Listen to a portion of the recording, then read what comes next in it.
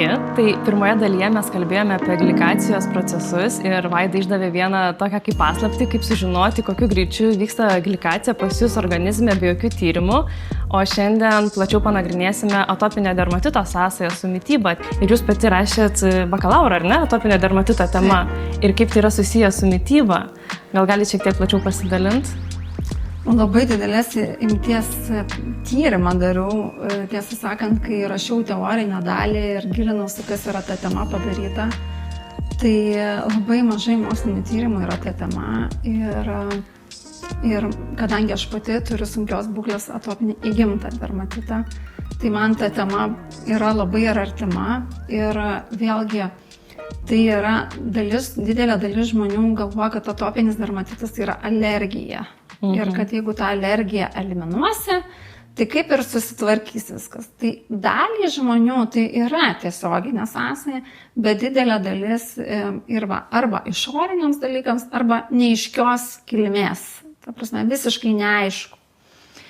Ir netgi dabar, kalbant apie vaistus, kurie yra, tai jie jau pasekmę surišinėja antikūnus, bet priežasties negalima išspręsti, nes neaiški priežastis.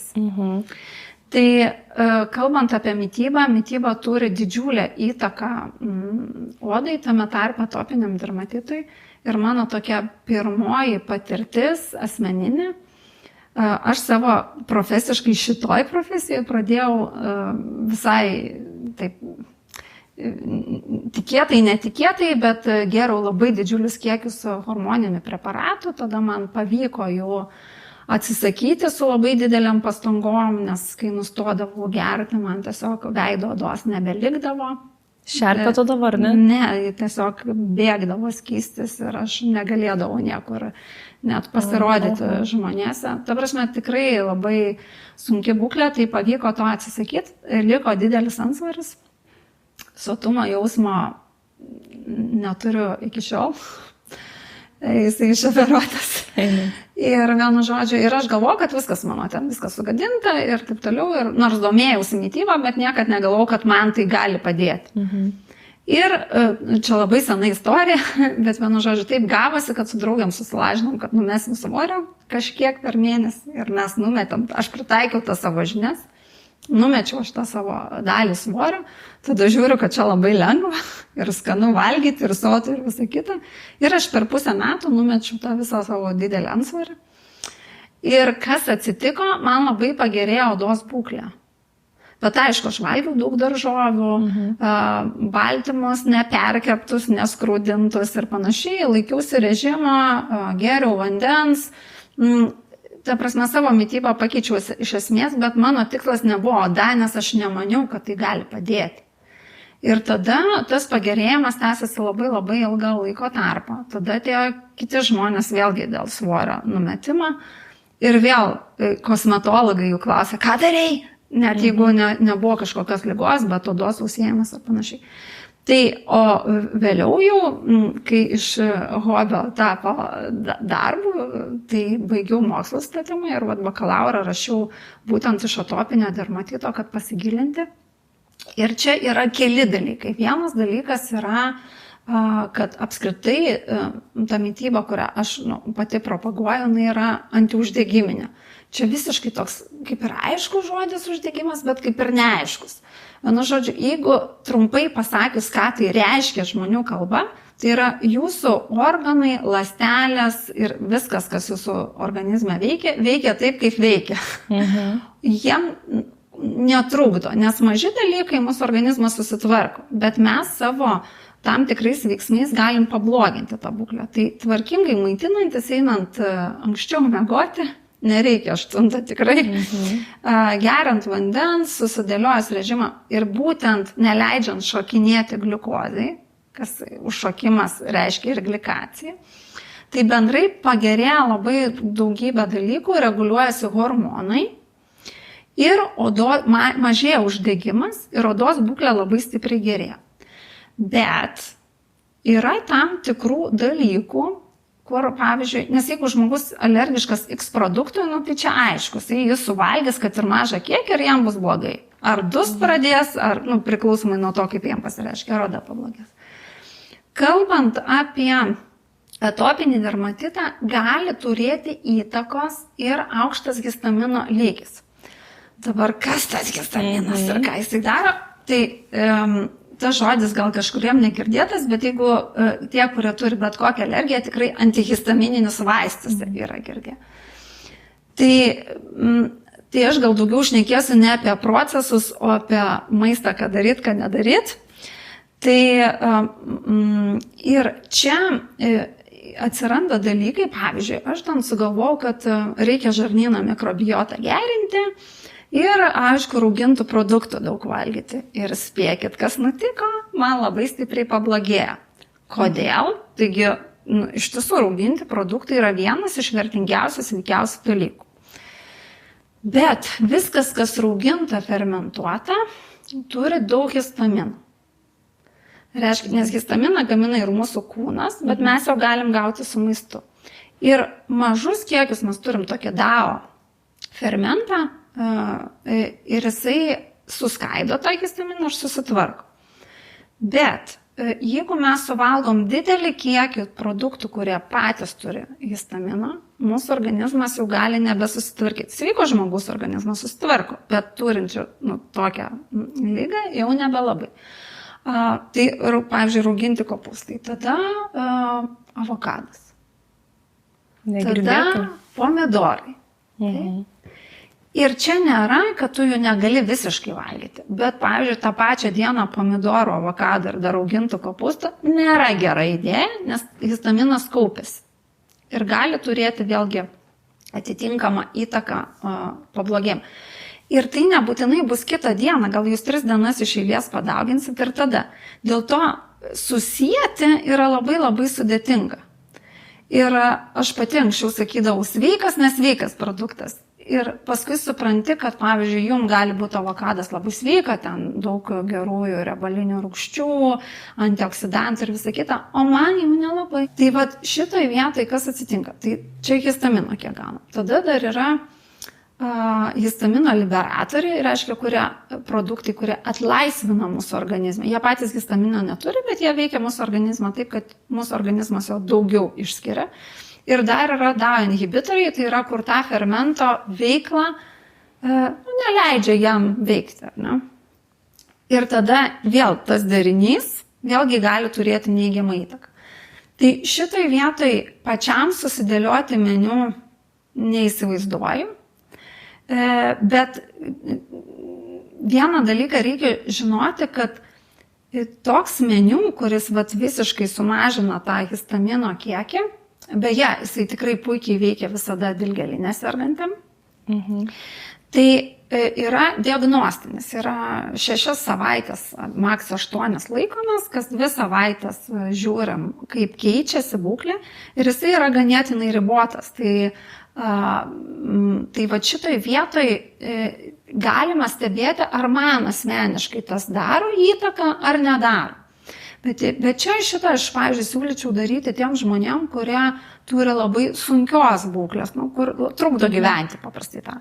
Jeigu ten dėmelė kažkur yra, tai tada dažniausiai užtenka pakeisti mitybą į tą vertingesnę, sveikesnę, kur daugiau yra augalinių produktų, nereikia pereiti į veganinę mitybą, peržiūrėti, kad tų perdirbtų produktų nebūtų. Ir vienas svarbus dalykas yra, kad socialiniai medijai yra labai daug, tai visi, kas turi bet kokią alergiją, dilgėlinę, ko reikėtų, arba virškinimo trakto sutrikimus, rėmenį, reikėtų vengti maisto, kuris paruoštas prieš kelias dienas. Nes mums atrodo, mes pasigaminam maistą, pasidedam į šaldytuvą ir jam kaip ir nieko neatsitinka, nepasikeičia jo nei spalva, nei vaizdas, ir mes kuo ramiausiai valgom. Bet jame jau yra daug biogeninių aminų, ne tik tai histaminas, bet ir kiti, kurie pradeda ir dirginti skrandį, rėmuo gali stipriau pasireikšti ir mikrobiotai neigiamą įtaką turi, uždegiminiam procesam histamino kiekis padidėja. Tai netgi tas pats maistas, kuris atrodytų neturi nei DAO inhibitorių, nei histamino liberatorių, nei histamino, jisai paruoštas Bet, ta prasme, ilgiau palaikytas jisai gali turėti. Tokią pat įtaką gali turėti, tarkim, šiltuoju metų sezonu, tai būna piknikai. Tai čia jau net vaizde matosi. Tai čia visiems tada rekomendacija, nes ateini į pikniką, ten būna išdėliota maistą, tarkim, arba terasai, ten ilga vakarienė, iš pradžių viskas labai gražiai atrodo, o paskui mes pradedam matyti biškį truputėlį pažliunga, pasikeičia spalva, forma, tai jau kai mes matom, tai ten tas maistas jau yra parūgęs. Tai visiems kenkia. Tai jeigu jūs patys ruošia, tada po truputį šaldytuvą atneškit.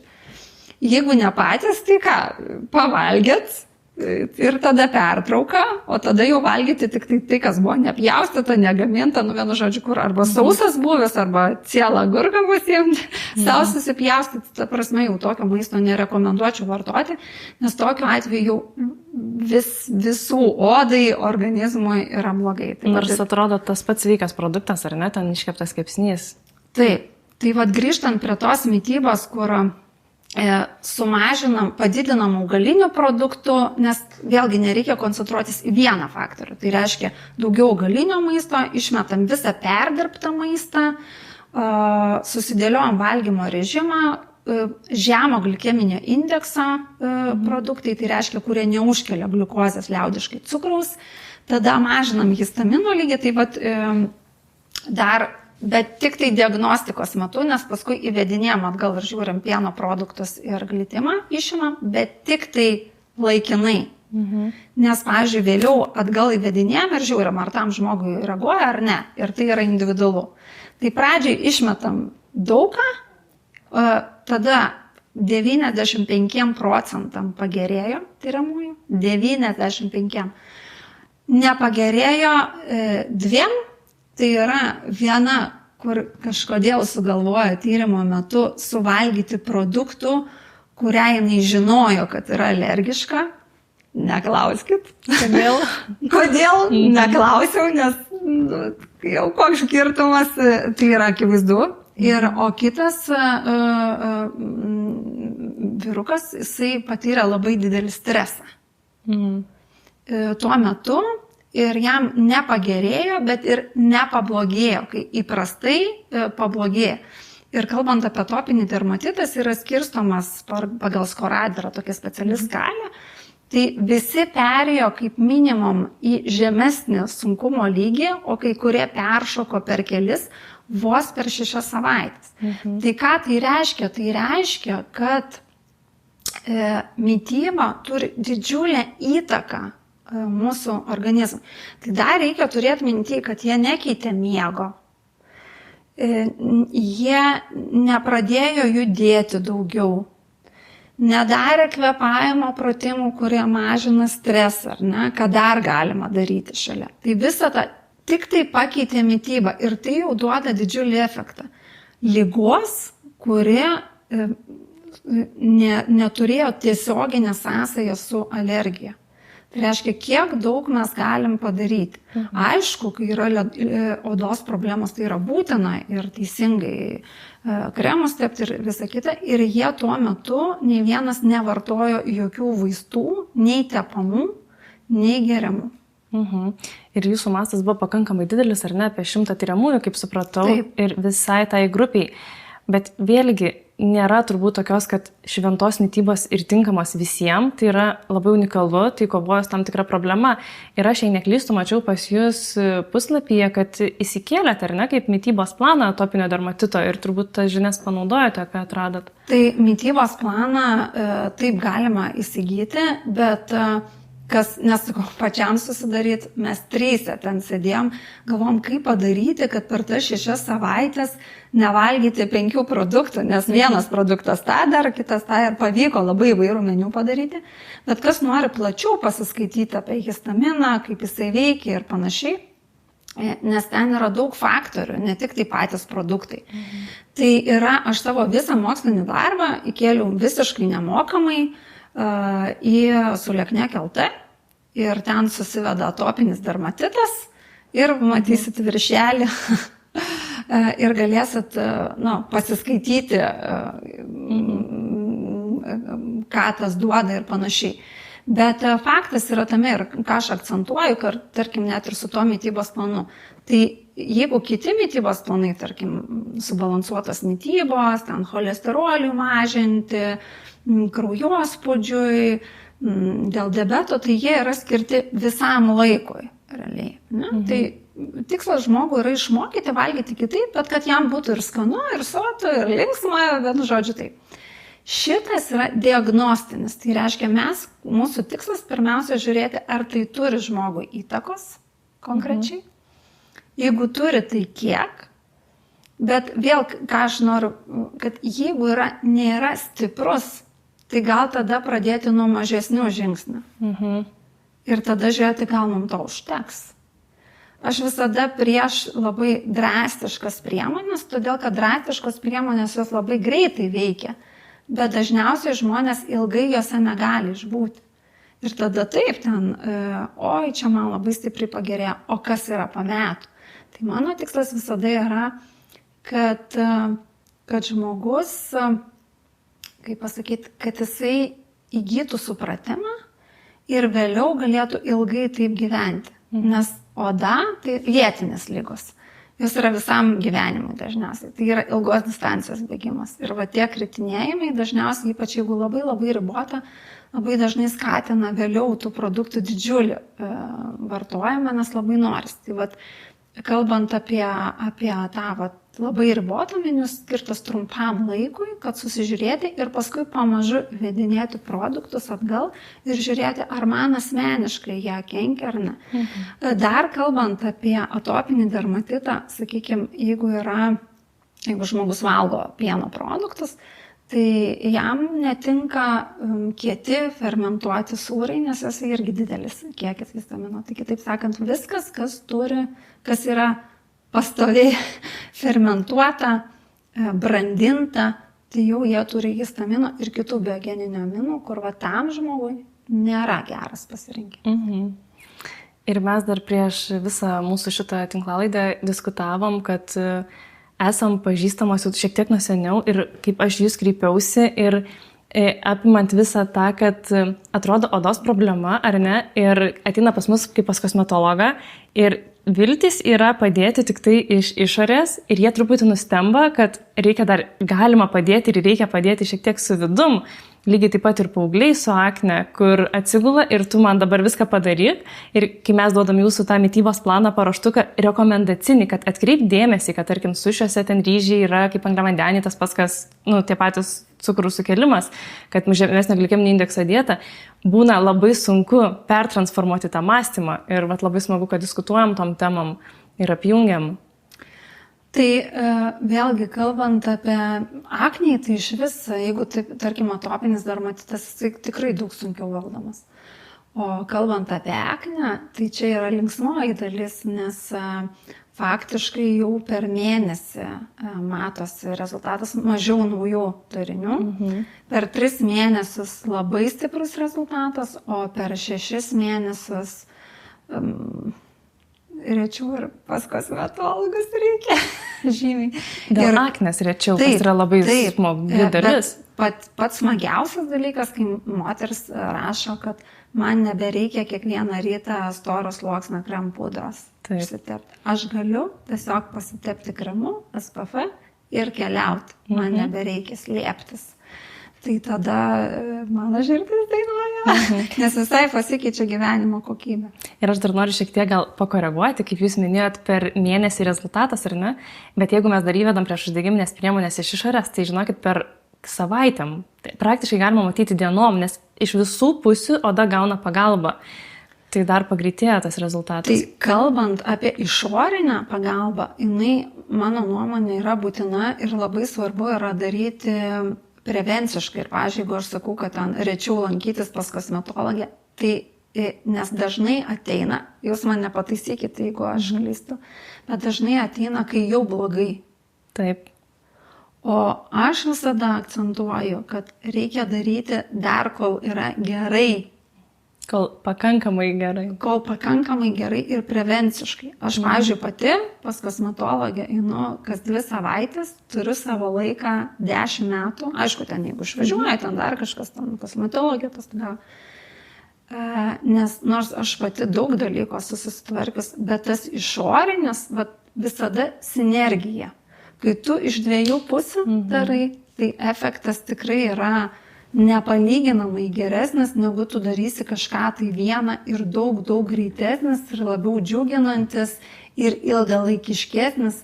Tai jeigu oda turi polinkį, sakykime, į aknę ar atopinis dermatitas, tai yra atkritimai ir stresas ir ten visokių situacijų. Tai tas dvi pusės, to. Nes ką mes galim padaryti, galim šiek tiek sumažinti uždegimą, bet tarkim po procedūros, jeigu buvo veido valymas kokią savaitę gyja, savaitę gerai ir kitą savaitę vėl blogėja ir vėl nėra to palaikymo tokio šviežios gražios odos būklės. Tai man asmeniškai labai smagu, kad mes kalbame šitom temom, kad mes apjungiame šitas temas, tokio ieškom kartu bendradarbiavimo ir labai tikiuosi, kad ir visuomenė taps sąmoningesnė ir ieškos kelių, ne tik, kad atsiguliu padaryk man, aš galiu susitepti viską ir man bus gerai, bet kad šiek tiek koreguos ir mitybą. Tai labai ačiū, kad prisijungėt šiandien mūsų šitam pokalbyje ir kad kartu randam tokių bendrų temų ir diskusijų ir aš pati asmeniškai labai daug sužinojau ir labai tikiuosi, kad bus naudinga ir mūsų klausytojams. Tai ačiū labai už klausimus, ačiū, kad žiūrėjot ir aš visada mano palinkėjimas, nors vieną dalyką pritaikykit.